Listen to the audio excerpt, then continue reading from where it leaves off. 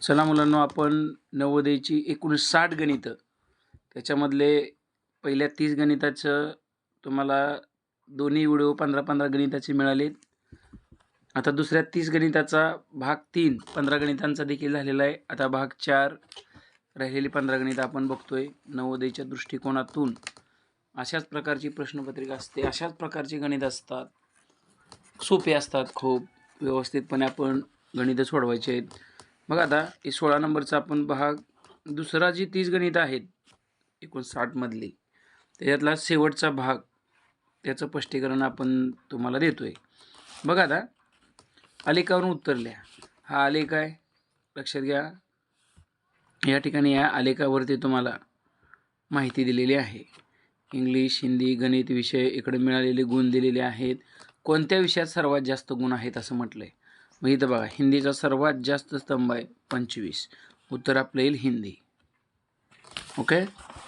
दुसरं गणित बघा आता, 200 मीटर लांबीची आणि ताशी 60 किलोमीटर वेगाने धावणारी एक आगगाडी एका खांबाला ओलांडून जाईल. किती वेळ लागेल म्हणते. आता काय करायचं, यासाठी एक पद्धत लक्षात ठेवा. कुठल्याही रेल्वेचं गणित या फॉर्म्युल्यामध्ये सोडवता येतं. सेकंद आणि मीटर. 3600 कायम लिहायचं. एका तासामध्ये 36 सेकंद असतात. गणितात किलोमीटर दिले ना, त्या किलोमीटरचं मीटर करायचं, लक्षात ठेवा. मग 60 किलोमीटरचं मीटर करायचं म्हणलं की तुम्ही काय करता, 1 किलोमीटर म्हणजे 1000 मीटर. 60 गुणिले 1000 करणार म्हणजे 60,000 मीटर येणार, लक्षात ठेवा. पुन्हा 200 मीटर लांबीची आगगाडी आहे, ती मीटरच्या खाली लिहायची. आपल्याला काढायचा वेळ, सेकंदाच्या खाली एक्स लिहायचं. यांचा तिरकस गुणाकार करायचा. एक्स गुणिले 60,000 बरोबर 3600 गुणिले 200. एक्स बरोबर 3600 गुणिले 200 भागिले 60,000. बघा, मग आता आपण भागाकार घालूया. 4 शून्य, 4 शून्याला 4 शून्य गेले. 6 1 6, 6 6 36. 6 गुणिले 2 राहिलं. एक्स बरोबर 12 सेकंद. Very good. बघा, तुम्ही काढलेलं देखील उत्तर बरोबर आहे, लक्षात घ्या. लक्षात आलं सगळ्यांना? काय आलं उत्तर? 12 सेकंद. 18 नंबरचं गणित बघूया. 24 तास म्हणजे किती सेकंद? तुमचं पाठच आहे, लक्षात ठेवा. 86,400 सेकंद. नसलं तर आधी मिनिटे काढायची. एका तासात 60 मिनिटे असतात, म्हणून 60 गुणायचं. गुणाकार करू आपण, लक्षात ठेवा. 6 चोक 24, 7 आले 2, 6 2 12 आणि 2 18.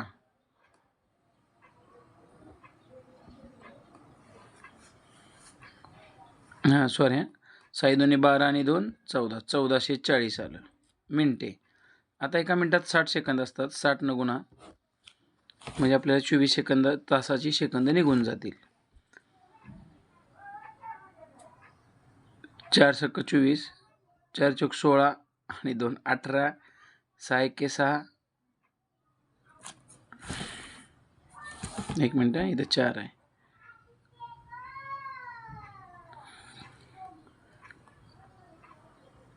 6 चोक 24 आणि 2 26. 7 आले 2, 6 1 6 आणि 2 8.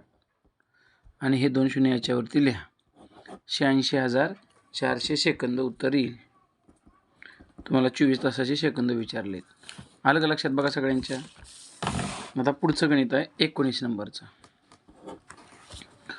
गणित काय आहे बघा. 1600 रुपयाचे एक उपकरण दुकानदाराने 2000 रुपयांना विकले असता होणारा नफा किती? आता इथं पर्याय टक्क्यामध्ये दिले, लक्षात ठेवा. म्हणजे शेकडा नफा काढायचा आहे. शेकडा नफा काढायच्या आधी आपल्याला साधा नफा काढून घ्यायचा. विक्री किमतीतून खरेदी किंमत केली वजा की नफा निघतो. 2000 मधून 1600 गेले 400. प्रत्यक्ष नफा गुणिले 100 भागिले खरेदी किंमत. 2 शून्याला 2 शून्य निघून गेले. आता भागाकार आपल्याला करायचा आहे, लक्षात घ्या. डायरेक्ट 16 घातले तरी चालते. 16 की 16, 16 दोन्ही 32, उरले 8, 16 पंचे 80, 25% आलं, लक्षात ठेवा. किती सोपं गणित आहे बघा. शेकडा नफा कसा काढायचा, शेकडा तोटा पण याच पद्धतीनं काढायचा, लक्षात घ्या. आता पुढचं गणित आहे 5 भागिले 5. आधी यांचा भागाकार करू आपण. यांचा जर भागाकार केला तर किती येते? 1/1/5. आता 1/1 केलं तरी एकच येणार आहे. आता ह्यांचा हे असं आपण मांडूया. 1/5 एका दशांश चिन्हामध्ये येते, हे काय पर्यायामध्ये नाही, लक्षात घ्या. पर्यायामध्ये काय आहे बघा, अपूर्णांकाच्या रूपात उत्तर आहे 1/5. ओके, सोपं गणित आहे, लक्षात घ्या. अशा प्रकारचं गणित देखील आपल्याला पडतंय. इथं छेद नसतो म्हणजे 1 असतो बरं का. डायरेक्ट आपण दशांश अपूर्णांकामध्ये याचं रूपांतर करू. 5 पूर्ण संख्या येते, 0.0 देऊ आपण. पुन्हा इथं 7 पॉईंट आधी तयार करू आपण. 7 पुन्हा इथं 0.07 या ठिकाणी 0.077. ओके, आता ह्यांची बेरीज व्यवस्थित करून घेऊ आपण. 5.0 7.7 पॉईंट खाली पॉईंट उत्तरापर्यंत आला पाहिजे. 0.077 बेरीज करू आपण आता यांची. बघा 7 7 7 14 7 1 8 पॉईंट 7 5 12 12.847. हा पर्याय क्रमांक 4 मध्ये दिसतंय उत्तर तुम्हाला. लक्षात आलं सगळ्यांना?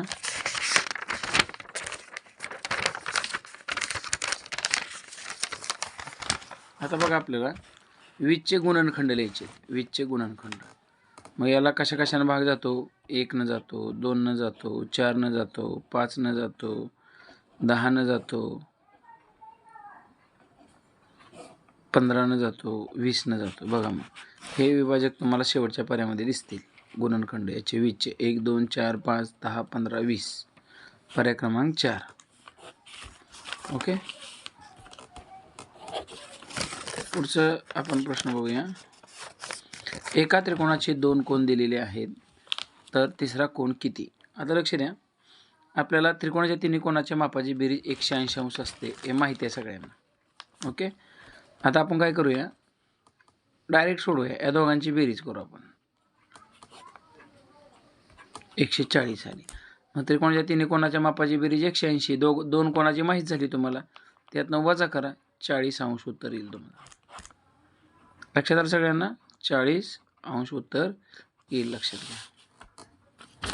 ओके, पुढे जाऊ आपण आता 24 नंबरच्या गणिताकडे जाऊया. बघा आता 19ने विभाजित 3 अंकी सर्वात मोठी संख्या कोणती? बघा मोठी म्हणले बरं का, इथं सगळ्याला भाग जाऊ शकतो किंवा हे मोठ्या ह्याला जाऊ शकत नाही इकडं. मग मोठ्या म्हणून मोठी संख्या भाग 19 भाग जाणारी पाहिजे. आता ह्याला 19 भाग जाते बघा. 19 5 95 उरलं की 19 1 19. या ठिकाणी बघा 19 5 95 उरलं 4 48 भाग जात नाही. 19 5 95 उरलं 3 19 2 38 भाग जाते. 19 5 95 उरलं 4 49 भाग जात नाही. मग ह्या 2ला भाग जात्या. ह्या 2 19 5 95 3 हां 1ला आणि 3ला पण आपल्याला मोठी म्हणले म्हणजे उत्तर काय लिहायचं? 988 उत्तर येईल 24 नंबरचं. चला, सर्वात लहान पूर्णांक संख्या कोणती? सर्वात लहान म्हणले, लक्षात घ्या. आता इथं ऋण चिन्ह आहे. वजा 100 असू द्या, तुम्हाला ते मोठं वाटलं, ते ऋण चिन्ह असल्यामुळे लहान असणार आहे. वजा 1 पेक्षा वजा 10 मोठं, वजा 20 मोठं, पुढे किती पण जावा वजा चिन्ह असू द्या, ते लहान संख्या. म्हणजे इथं 0 सुद्धा मोठं वजा चिन्हापेक्षा, लक्षात. मग इथं आता आपल्याला वजा चिन्ह असल्यामुळं हा पूर्णांक मोठा येईल, लक्षात घ्या. वजा 10. कोणत्या जोडमूळ संख्येची बेरीज 144चे वर्गमूळ आहे? आता बघा बेरीज तर सगळ्याचीच 12 येते आणि सगळ्याचंच वर्गमूळ, मग वर्ग केल्यावर वर्गमूळ 12 येते. 144चे वर्गमूळ आहे. आता जोडमूळ असल्या पाहिजे. जोडमूळ संख्या 1 ते 100मध्ये 8च आहे. त्या जोडमूळ म्हणजे मूळ संख्यामध्ये 2चा फरक असला पाहिजे. मग आता बघा इथं ह्या जोडमूळ आहेत बघा, 5 आणि 7 12, त्याचा वर्ग 144 येत आहे, म्हणजे पर्याय क्रमांक 3 येऊन जाईल. त्याच्या पुढचं बघू आपण. 2,37,390 या संख्येस खालीपैकी कोणत्या संख्येने निषेध भाग जात नाही. या ठिकाणी कसोटी पाठ पाहिजे. एकक स्थानी 0 2 न जाईल, एकक स्थानी 0 5 न जाईल, 3 न जातो का बघा. बेरीज करून बघा. 2 आणि 3 5, 5 आणि 7 12, 12 आणि 3 15, 15 आणि 9 24 जाते. हा बघूया. इथं 5 ने 3 ने गेला, 5 ने गेला, 5 व 3 ने पण जाईल, राहिला 7 न. या ठिकाणी गेला म्हणजे राहिलेला 7 न भाग जात नाही. प्रत्यक्ष घालून पण बघा तुम्ही. 4/25चा सममूल्य अपूर्णांक कोणता. 25 पॉईंट नंतर 2 अंक आहेत, 2 शून्य लिहायचं. 25 एके 25, 25 चोक 100.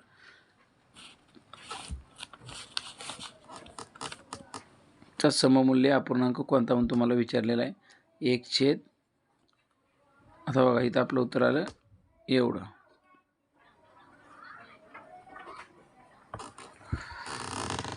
4.1/4. आता मग या ठिकाणी आपण हे करूया. 4/16, 16 आणि 1 17, 17/4 लक्षात ठेवा. हा येईल या ठिकाणी सममूल्य अपूर्णांक. 4/5 मध्ये किती मिळवलं की बेरीज मिळवल्यास 5/4 येईल. पर्यायातनं पण सोडू शकतो. पर्यायातला अंक घ्यायचा, बेरीज करायची, एवढं आलं की संपलं म्हणायचं. नसेल तर 4/5 अधिक मिळवणारी संख्या x 5/4. आता बघा हे वजा 4/5 इकडे गेले की अधिक 4/5 इकडे गेले की वजा होतं. आता या ठिकाणी आपण छेद समान करू बरं का. छेद समान करूया आपण. 20 करूया म्हणजे 5 न गुणा लागेल. 5 5 25, 5 चोक 20.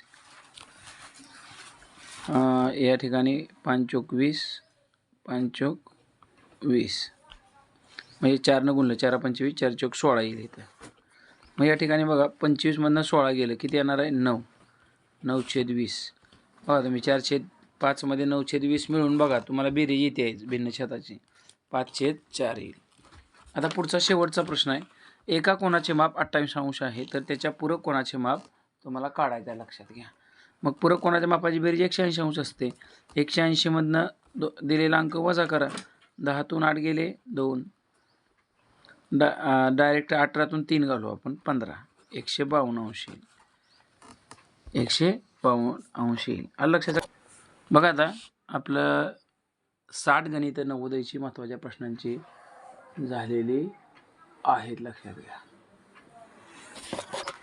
बघा आता उद्या नवोदयचा पेपर आहे, लक्षात घ्या. व्यवस्थितपणे पेपर सोडवा. 2 तास वेळ आहे. बुद्धिमत्तेच्या आकृत्याचे तुम्हाला 40 प्रश्न आहेत, लक्षात घ्या. विचारपूर्वक खात्री करून उत्तर काढा. गडबड करू नका.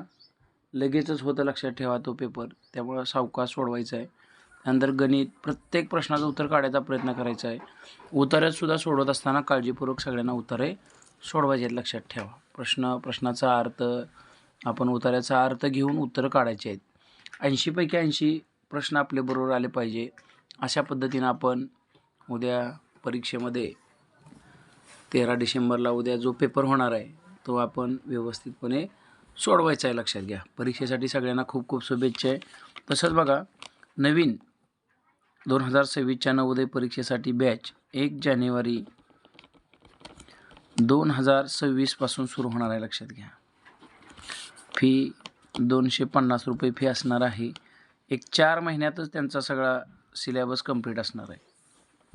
आणि टेस्ट देखील विद्यार्थ्यांच्या 80 गुणांच्या घेण्यात येतील. प्रत्येक घटकावर घेण्यात येतील. त्याच्यानंतर 80 गुणाच्या घेण्यात येतील. सगळ्या बोर्ड प्रश्नपत्रिका मुलांना शिकवल्या जातील. अशी अगदी परफेक्ट तयारी मुलांची नवोदय परीक्षेची होईल, लक्षात घ्या. अगदी नमुना प्रश्नासहित प्रत्येक प्रश्न शिकवला जाईल आणि शिकवलेला प्रत्येक प्रश्न विद्यार्थ्याच्या ध्यानात देखील येईल, लक्षात देखील येईल, लक्षात समजेल देखील विद्यार्थ्यांना. तसंच 4थी स्कॉलरशिप 7वी स्कॉलरशिपचा तास 15 डिसेंबरपासून सुरू होणार आहे, लक्षात घ्या.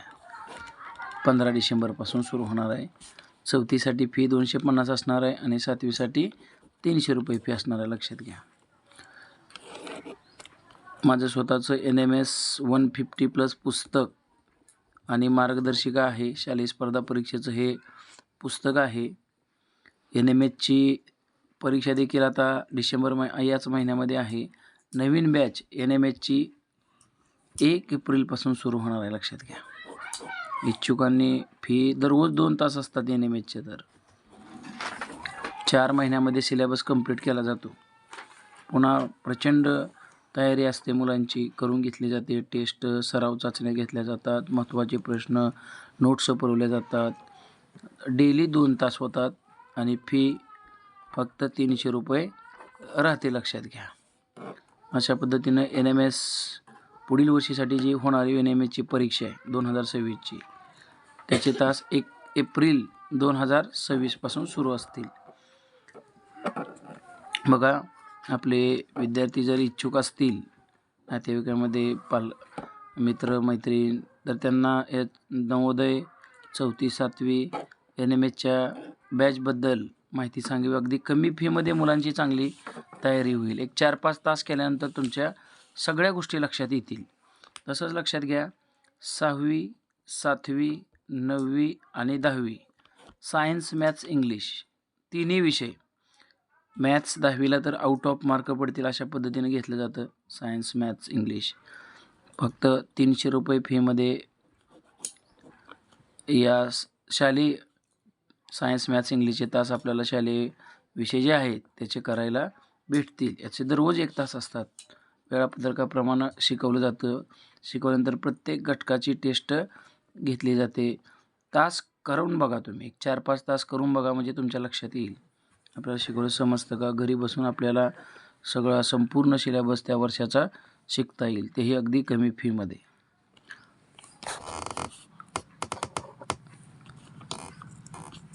क्लाससाठी 98 23 23 32 47 या नंबरवरती व्हॉट्सअप मेसेज करायचा आहे. विद्यार्थ्याचं नाव, शाळेचे नाव आणि इयत्ता असा मेसेज करायचा आहे. आणि तुम्हाला 6वी 7वी 9वी 10वी रेग्युलर जर क्लास जॉईन करायचा असेल तर 90 11 74 36 50 या नंबरवरती आपणास संपर्क करायचा आहे. ओके, धन्यवाद.